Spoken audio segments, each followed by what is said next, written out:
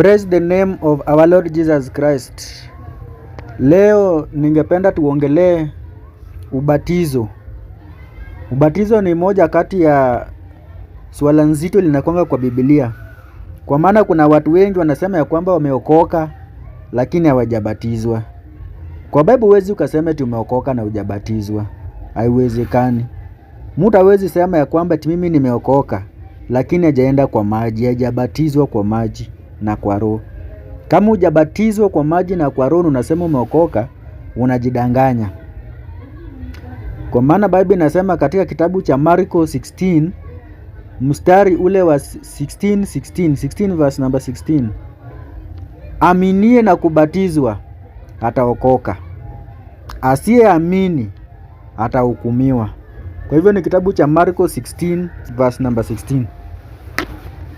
Inasema kwamba aminie na kubatizwa ataokoka. Kwa hivyo ili uokoke, step number 1 ni unasikia injili. Ukishasikia injili, alafu unaamini. Alafu kishaamini, alafu unabatizwa. Tukianza hiyo Marko 16, tukianzia hapo mstari wa 15. Yesu aliwaambia, enendeni ulimwenguni mwote, mkahubiri injili kwa kila kiumbe. Aminie na kubatizwa ataokoka, asiyeamini atahukumiwa. Kwa hivyo wakati ambapo injili inahubiriwa na wewe unasikiliza hiyo injili,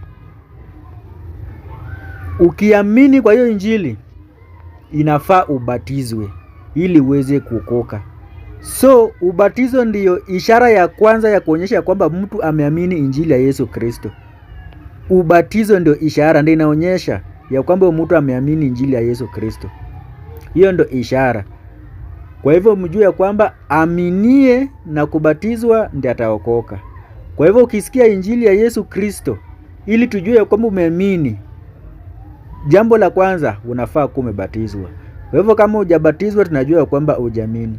Kwa sababu katika hii maandiko yote ukiangalia, wale wote ambao walibatizwa walikuwa kwanza nasikia neno, alafu wanaiamini. Wakishaiamini, alafu ndio wanabatizwa. Ukienda kitabu cha Matendo ya Mitume mstari wa chapter number 2 verse number 41. Matendo ya Mitume 2 mstari wa 41. Biblia inasema, nao waliopokea neno lake wakabatizwa, na siku hile wakaongezeka watu wapata 3,000. Kwa hivyo Biblia inasema kwamba nao walilolipokea neno lake wakabatizwa. Yaani wakati watu walipokea neno la Kristo walibatizwa. Kwa hivyo ubatizo ni ishara ya kuonyesha kwamba umelipokea neno la Kristo. Hiyo ndio ishara ya kwamba umesikia na umeipokea. Kwa hivyo unabatizwa. Narudia tena, nao walipolipokea neno lake wakabatizwa, na siku ile wakaongezeka watu wapata 3,000. Kwa hivyo ukipokea neno la Kristo, tukitaka kujua ya kwamba umepokea, tutaona kama umebatizwa. Wakati Filipo alienda kuhubiri, kitabu cha Matendo ya Mitume 8 mstari wa 12, alienda kuhubiri kule Samaria. Biblia inasema, lakini walipomwamini Filipo akizihubiri habari njema za ufalme wa Mungu na jina lake Yesu Kristo, wakabatizwa wanaume na wanawake. Hiyo ni Biblia. Wakati Filipo alizihubiri injili za ufalme wa mbinguni, yaani wakati walipomwamini Filipo akizihubiri habari njema ya ufalme wa Mungu na jina la Kristo, yaani venye walimwamini tu walibatizwa, walikubali wabatizwe, ili ionyeshe ya kwamba wameamini. Walibatizwa.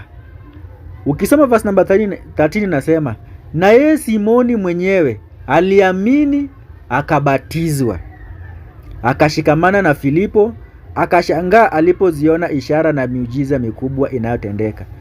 Kwa hivyo Biblia inasema mpaka Simoni mwenyewe pia aliamini na akabatizwa. Kwa hivyo ukiamini injili ya Kristo ni lazima ubatizwe. Ukiamini ni lazima ubatizwe. Ukiamini. Sasa kwenye kitabu cha Matendo ya Mitume 8 kuna inaonyesha habari ya mtu mmoja ambaye anaitwa Ethiopian eunuch. alitoka kanisani. Matendo ya Mitume 8 tukianzia verse number 36 tuanzie 26. Biblia inasema, malaika wa Bwana akasema na Filipo akamwambia, ondoka ukaende upande wa kusini hata njia ile itelemkayo kutoka Yerusalemu kwenda Gaza, nayo ni jangwa. Naye akaondoka kaenda. Mara kamuona mtu wa Kushi, towashi, mwenye mamlaka chini ya Kandake malkia wa Kushi, aliyewekwa juu ya hazina yake yote, naye alikuwa amekwenda Yerusalemu kuabudu. Akawa kirejea ameketi garini mwake akisoma chuo cha nabii Isaya. Roho akamwambia Filipo, sogea karibu na gari hili ukashikamane nalo. Basi Filipo akaenda mbio akamsikia anasoma chuo cha nabii Isaya, akanena, je, wamuelea haya unayoyasoma? Akasema, nitawezaje kuelewa mtu asiponiongoza? Akamsihi Filipo apande na kuketi pamoja naye. Na fungu la maandiko alilokuwa akisoma ni hili: aliongozwa kwenda machinjoni kama kondoo, na kama vile mwanakondoo alivyokimya mbele yake amkatae manyoya, vivyo hivyo yeye naye afunui kinywa chake. Katika kujidhili kwake hukumu yake iliondolewa. Ni nani atakayeeleza kizazi chake? Kwa maana uzima wake umeondolewa katika nchi. Verse number 34. Yule towashi akamjibu Filipo akasema, na kuomba nabii huyu asema maneno haya kwa habari ya nani? Ni habari zake mwenyewe au za mtu mwingine? Filipo akafunua kinywa chake, naye akianza kuandiko hilo hilo akamhubiri habari njema ya Yesu Kristo. Kwa hivyo Filipo alihubiri habari njema za Yesu Kristo. Wakawa wakiendelea njiani, wakafika mahali penye maji. Yule towashi akasema, tazama maji haya, ni nini kinachonizuia nisibatizwe? Filipo akasema, ukiamini kwa moyo wako wote inawezekana. Akajibu akanena, naamini ya kwamba Yesu Kristo ndiye mwana wa Mungu. Akamuru lile gari lisimame, wakatelemka wote wawili majini, Filipo na yule towashi, naye akambatiza. Kisha walipopanda kutoka majini, Roho wa Bwana akamnyakua Filipo, na yule towashi asimuone tena. Basi alikwenda zake akifurahi. Kwa hivyo Biblia inasema ya kwamba wakati Filipo alimhubiria towashi habari njema za Kristo Yesu, na towashi akaamini, alibatizwa. Ndio muona hapo anauliza, towashi anauliza 36, hapo kwa 36. Wakawa wakielekea njiani, wakafika mahali penye maji. Yule towashi akasema, tazama maji ni haya, ni nini kinachonizuia nisibatizwe? Hiyo swali iko very strong. Maji ndio hii, ni nini ambacho kinaweza nizuia nisibatizwe? Sasa hizi ukiuliza wa Kristo, ni nini ambayo inawazuia wasibatizwe? Kwa maana maji iko. Sasa hakuna maji. Ni nini ambayo inawazuia wasibatizwe? Ni nini hiyo ambayo inawazuia wasibatizwe? Ni nini hiyo? Mtu anaweza jibu, ni nini ambayo inawazuia wasibatizwe? Kwenye kitabu cha Acts of the Apostle, Matendo ya Mitume, ninasoma kwa Kizungu, chapter 10 verse number 47. Biblia inasema, these people have received the Holy Spirit just as we also did. Can anyone then stop them? Can anyone then stop them from being baptized with water? Huyo ni Peter anauliza hii swali. Can anyone then stop them from being baptized with water? Kuna mtu anaweza kazuia watu wasibatizwe na maji? Ni nani ambaye anazuia watu wasibatizwe na maji? Kuna makanisa mengine ambayo wanazuia watu wasibatizwe na maji. Wanaambia watu, ukisimama chini ya bendera umeshabatizwa. Wengine wanaambia uruke moto umeshabatizwa. Wanazuia watu wasibatizwe kwa maji. Elewa, dini kama hizo ni dini za uongo na za kukupotosha. Mtu anakuambia tu mradi umeamini tu, si lazima ubatizwe. Hiyo ni wrong doctrine. Tena narudia, Peter anauliza, can anyone then stop them from being baptized with water? Ni nani anaweza kazuia watu wasibatizwe na maji? Kwa hivyo Mungu anataka kujua ni nani huyu ambaye anazuia watu wasibatizwe kwa maji. Ni nani huyu ambaye anazuia? Kama wewe unazuia watu wasibatizwe kwa maji, Mungu atadeal na wewe. Kwa maana Yesu mwenyewe ndio aliamrisha kwamba mtu asipozaliwa kwa maji na kwa roho hawezi akaona ufalme wa mbinguni. Kwa hivyo kama wewe unaambianga watu wasibatizwe kwa maji, kiboko yako iko. Kwa hivyo mambo ni mawili hapa hivi. Kwanza ni kusikia injili ya Yesu Kristo. Ya pili ni kuamini. Ukishaamini, ya tatu ni kubatizwa kwa maji na kwa roho. Na kuna maeneza kukuzuia usibatizwe kwa maji. Ukiona mali ubatizo hakuna ama huko mapema. Ubatizo wa maji hakuna ama mapema. Nimwambia vitu zinafuatana. Vitu vinafuatana namna hivi. Unasikia injili, unaamini, unabatizwa. Hiyo ubatizo ya maji ni ishara ya kwamba wewe umeamini ile injili. Hata Paulo pia, kitabu cha Matendo ya Mitume chapter 9 verse number 17. Wakati ambapo Yesu alishamtokelezea akataka kumgeuza uhubiri injili. By then alikuwa anaitwa Sauli. Sasa Matendo ya Mitume 9:17 nasema, Anania kaenda zake, akaingia mle nyumbani, akamwekea mkono yake akisema, ndugu Sauli, Bwana amenituma Yesu, yeye aliyekutokea katika njia ulioijia, upate kuona, ukajazwe Roho Mtakatifu. Mara vikaanguka machoni pake vitu kama magamba, akapata kuona, akasimama, akabatizwa. Kwa hivyo hata Paulo pia wakati aliambiwa habari za Yesu Kristo alibatizwa. Na wewe unasikia habari za Yesu Kristo na hutaki kubatizwa. Kwa nini? Kwa nini? Kwa nini hutaki kubatizwa? Kwa nini hutaki kubatizwa? Kubatizwa ni jambo la maana sana. Kubatizwa ni jambo la maana. Mtu asikudanganye. Na kubatizwa, mtu asikudanganye tio ukishabatizwa na Roho Mtakatifu sasa huwezi batizwa na maji. Kuna zile dini zinasema hivyo, ubatizo wa maji si maana. Ya maana ni ile ya Roho Mtakatifu peke yake. Hiyo ya mtu. Haiwezekani ukaruka ubatizo wa maji. Hata kwa Biblia kuna wakati akina Petero walienda kuhubiria watu. Na watu wakaokoka. Na watu wakabatizwa na Roho Mtakatifu, lakini hawakubatizwa na maji. Wakati walipokea Roho Mtakatifu na wajabatizwa kwa maji,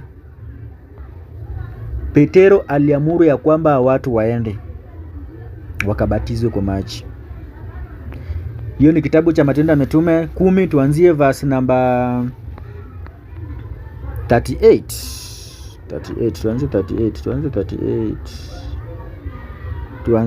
Tuanzie 34.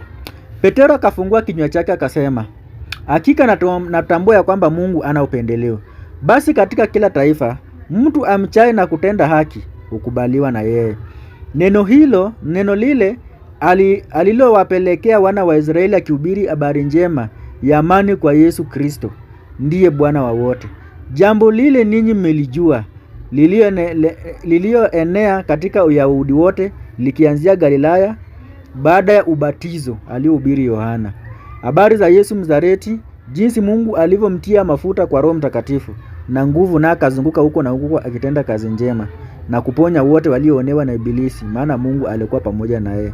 Basi tu mashahidi wa mambo hayo, kwa mambo yote aliyoyatenda katika nchi ya Wayahudi na katika Yerusalemu, ambayo walimuua wakimtundikia mtini.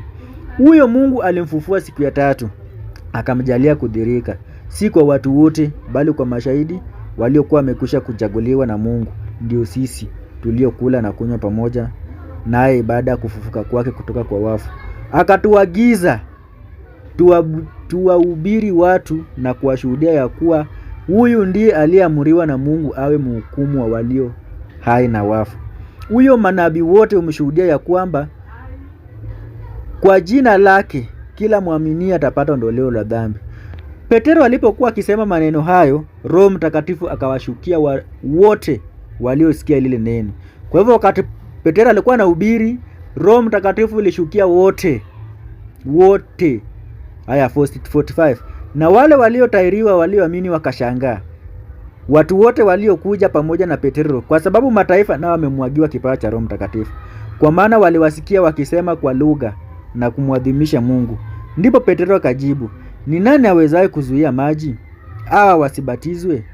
Watu waliopokea Roho Mtakatifu vile kama sisi.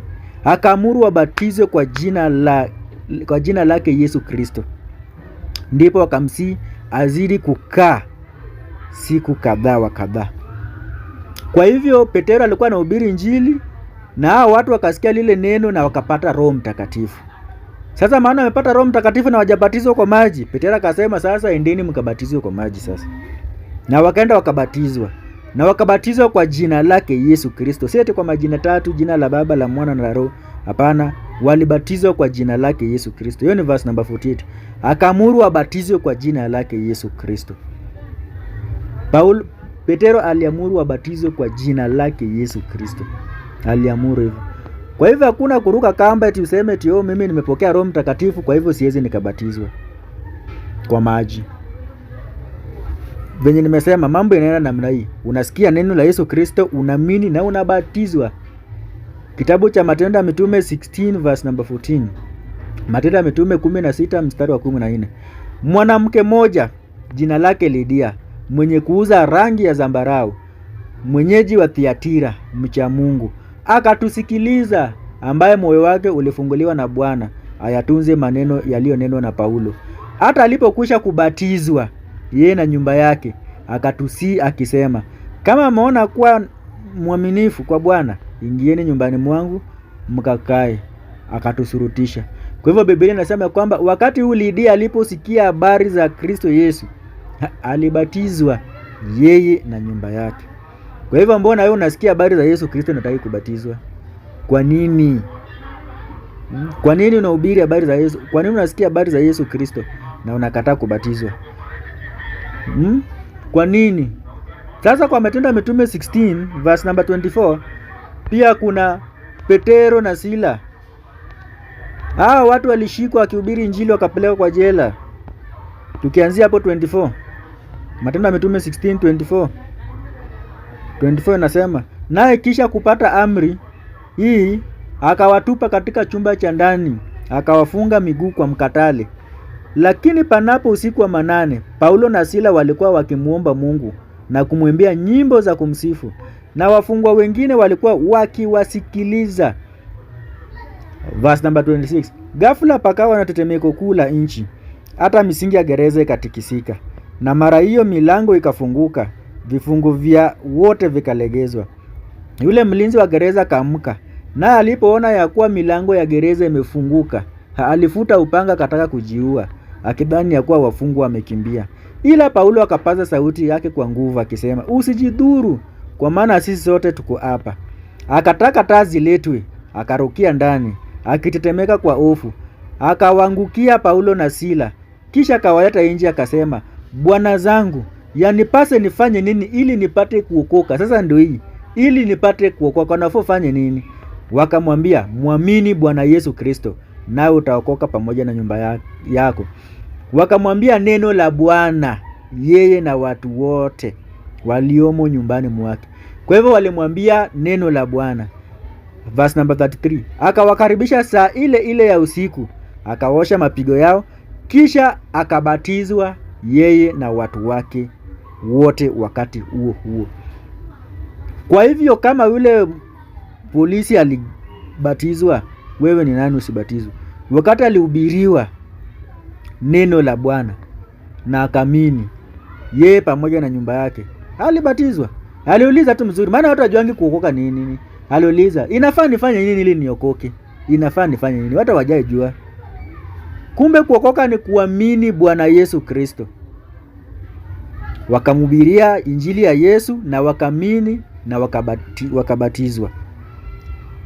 Mambo ni namna hiyo. Sasa wewe unasemanga umeokoka na hujaenda kwa maji, jidanganye tu. Tuendelee tu kujidanganya tu. Matendo ya Mitume 18 verse number 8. Matendo ya Mitume 18 mstari wa 8. Biblia inasema, na Krispo mkuu wa sinagogi akamwamini Bwana pamoja na nyumba yake yote. Wakorintho wengi waliposikia waliamini wakabatizwa. Hiyo ni Biblia bwana. Matendo ya Mitume 18 mstari wa 8. Na Krispo mkuu wa sinagogi akamwamini Bwana pamoja na nyumba yake yote. Wakorintho wengi waliposikia waliamini na wakabatizwa. Sasa waliposikia habari za Yesu Kristo waliamini na wakabatizwa. Kwa hivyo ukisikia habari za Kristo na uamini, ishara ni kubatizwa. Kubatizwa ni lazima. Kubatizwa ni lazima. Kubatizwa kwa maji ni lazima. Ni lazima. Hakuna kuepa, ni lazima. Kitabu cha Matendo ya Mitume 2 mstari wa 36. Basi nyumba yote ya Israeli na wajue yakini ya kwamba Mungu amemfanya Yesu yeye mliyemsulubisha kuwa Bwana na Kristo. Hii ni wakati Petro alienda kuhubiri. Waliposikia hayo wakachomwa mioyo yao, wakamwambia Petro na mitume wengine, tutendeje ndugu zetu? Wakamwambia, tubuni mkabatizwe kila mmoja kwa jina lake Yesu Kristo, mpate ondoleo la dhambi zenu, nanyi mtapokea kipawa cha Roho Mtakatifu. Kwa hivyo mkisikia injili, kubatizwa ndio next. Na kubatizwa, unabatizwa kwa jina la Yesu Kristo. Umeona Petro anaambiwa mbatize kwa jina la Yesu. Kule mwanzoni pia aliwaambia batizeni aliwaamuru wabatizwe kwa jina la Yesu Kristo. Halikadhalika Paulo pia aliamuru watu wabatizwe kwa jina la Yesu Kristo. Matendo ya Mitume 19 verse number 1. Ikawa Apolo alipokuwa Korinto, akisha kupita kati ya zile nchi, akafika Efeso, akakutana na wanafunzi kadhaa huko. Akawauliza, je, mlipokea Roho Mtakatifu mlipoamini? Wakajibu, la, hata kusikia kwamba kuna Roho Mtakatifu hatukusikia. Akauliza, kwani mlibatizwa kubatizo gani? Akasema, kwa ubatizo wa Yohana. Verse number 4. Paulo akasema, Yohana alibatiza kwa ubatizo wa toba, akiwaambia watu wamwamini yeye atakaye kuja nyuma yake, yani Yesu. Waliposikia hayo, wakabatizwa kwa jina la Bwana Yesu. Hiyo ni mstari wa 5. Waliposikia hayo, wakabatizwa kwa jina la Bwana Yesu Kristo. Kwa hivyo hawa ni wanafunzi ambao Paulo alikutana na wao. Walibatizwa kwa ile jina la Baba na la Mwana na la Roho, lakini hawakupata Roho Mtakatifu. Sasa Paulo akamuru wabatizwe kwa jina la Yesu Kristo ili wapate Roho. Maana kule mwanzoni Yesu aliambia watu wabatizwe kwa jina la Baba na la Mwana na la Roho Mtakatifu ili wakuwe wanafunzi. Hiyo ni Matendo ya Mitume 28 verse number 19. Yesu anawaambia, basi enendeni mkawafanye mataifa yote kuwa wanafunzi, mkiwabatiza kwa jina la Baba na Mwana na Roho Mtakatifu, na kuwafundisha kuyashika yote niliyoamuru nyinyi, na tazama mimi nipo pamoja na nyinyi siku zote hata ukamilifu wa dahari. Kwa hivyo kubatiza kwa jina la Baba, la Mwana na la Roho ni ukuwe mwanafunzi. Na hapa Paulo amekutana na wanafunzi hata hawajawahi pokea Roho, hata hawajawahi sikia kuna Roho Mtakatifu. Sasa ikabidi wabatizwe kwa jina la Yesu Kristo ndio wapate Roho Mtakatifu. Na ubatizo haijaanza saa hizi ndugu zangu. Ubatizo ilikuweka hata kwenye Old Testament. Kitabu cha Wakorintho wa kwanza 10 mstari wa kwanza, Biblia inasema, kwa maana ndugu zangu, sipendi mkose kufahamu ya kuwa baba zetu walikuwa wote chini ya wingu, wote wakapita kati ya bahari, wote wakabatizwa wawe wa Musa katika wingu na katika bahari. Kwa hivyo wale Waisraeli wakati walikuwa wanapita katika bahari ya Shamu, Red Sea, Musa aligawa bahari na fimbo, kukawa na barabara katikati ya bahari. Kupita katikati hiyo bahari ni kubatizwa, walikuwa nabatizwa ili wakuwe wanafunzi wa Musa. Walikuwa nabatizwa. So ubatizo ijaanza saa hizi. Hata Waisraeli Old Testament walibatizwa. Kuna mwenye kubatizwa hata moja. Hata ile Noa kuingia kwa safina na watu 8 pamoja na wale, hiyo pia ilikuwa ni ubatizo. Kitabu cha Petro wa kwanza 3 tukianzia mstari wa 19, ambayo kwa hiyo aliwaendea roho waliokaa kifungoni akawahubiri watu wasiotii hapo zamani uvumilivu wa Mungu ulipokuwa ukingoja siku za Nuhu, safina ilipokuwa ikitengenezwa, ambamo ndani yake wachache, yani watu 8 waliokoka kwa maji. Mfano wa mambo hayo ni ubatizo unaowaokoa nyinyi pia siku hizi. Kwa hivyo Nuhu kupita kwa maji, hiyo ilikuwa ni ubatizo na ile safina. Kwa maana kwa ubatizo tunapata wokovu, waliokoka kwa maji kupitia ubatizo. Ndio maana nasema mfano wa mambo hayo ni ubatizo unaookoa nyinyi pia siku hizi. sio kuwekea mbali uchafu wa mwili, bali jibu ya dhamira safi mbele za Mungu kwa kufufuka kwake Yesu Kristo. Kwa hivyo ubatizo ilikuwepo tangu zamani. The Old Testament ubatizo ilikuwa. Sasa utasemaje hakuna ubatizo? Ndio maana Yesu akasema John 3 verse number 3. Yesu akajibu akamwambia, amin amin nakwambia, mtu asipozaliwa mara ya pili hawezi kuona ufalme wa mbinguni. Sasa ukienda verse number 5, Yesu akajibu, amin amin nakwambia, mtu asipozaliwa kwa maji na kwa roho hawezi kuingia katika ufalme wa mbinguni. Kwa hivyo kuna kubatizwa, ubatizo inaanza na maji alafu na roho. Hakuna kuepa ubatizo, maji hakuna kuepa. Lazima tu watu wabatizwe. Lazima tu watu wabatizwe. Na unabatizwa kwa jina la Yesu Kristo. Galatians 3 verse number 27. Biblia inasema, maana nyinyi nyote mliobatizwa katika Kristo, mmemvaa Kristo. So watu wabatizwe. Hayo ndio machache ambayo ningependa kuongelea. For your information, kubatizwa ni kukufa tu na kufufuka na Yesu. Yaani tu for your information. Kitabu cha Warumi 6:3. Warumi 6:3. Warumi 6 verse number 3. Hamfahamu ya kuwa sisi sote tuliobatizwa katika Kristo Yesu, tulibatizwa katika mauti yake? Basi tulizikwa pamoja na yeye kwa njia ya ubatizo katika mauti yake. Kwa hivyo kubatizwa ni kukufa na kufufuka na Yesu. Unakufa pamoja na Yesu na unafufuka pamoja na Yesu. Hiyo ni Warumi 6:3 na 4. I hope tumeelewana na Mungu awasaidie kwa hiyo injili kidogo.